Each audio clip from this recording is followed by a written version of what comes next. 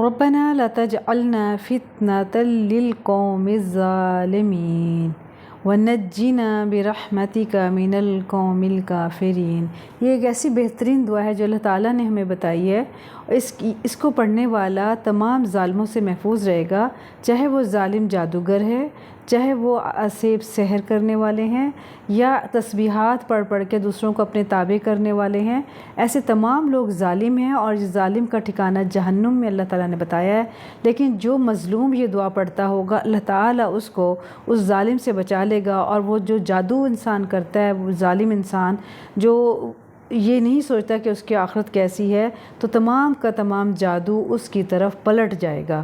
اس طرح سے پلٹے گا کہ اللہ تعالیٰ اس کو مختلف قسم کی مصیبتوں اور بیماریوں میں مبتلا کر دے گا، جس کی وجہ سے وہ ظلم کرنے سے باز آ جائے گا۔ لہٰذا یہ تمام مظلوم لوگوں کے لیے بہترین دعا ہے کہ جن پر ظلم کیا جاتا ہے، جن کا حق کھایا جاتا ہے، جن کے ساتھ زیادتی کی جاتی ہے، جن پہ جادو تعویذات کیے جاتے ہیں، یا پھونکیں ماری جاتی ہیں، یا تسبیحات پڑھی جاتی ہیں، تمام مظلوم لوگ یہ دعا پڑھیں۔ یہ ان کے لیے بہترین اللہ کی طرف سے تحفہ ہے، اور پڑھنے والے پر، ظالم انسان پر ہر جادو واپس پلٹ جائے گا۔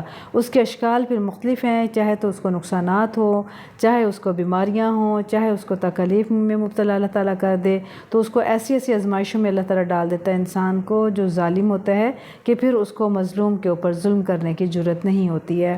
تو میری عزیز بہنوں، اس کو ضرور اپنی زندگی میں شامل کریں، کیونکہ بہت سے حاسد ہوتے ہیں دنیا میں، اور بہت سے ایسے لوگ ہوتے ہیں جن کو ظلم کر کے مزہ آتا ہے اور اچھا انجوائے کرتے ہیں وہ، لیکن یہ نہیں جانتے کہ اللہ کی لاٹھی بے آواز ہے، ایک دن اللہ کی لاٹھی ان کے سر پہ ضرور پڑے گی۔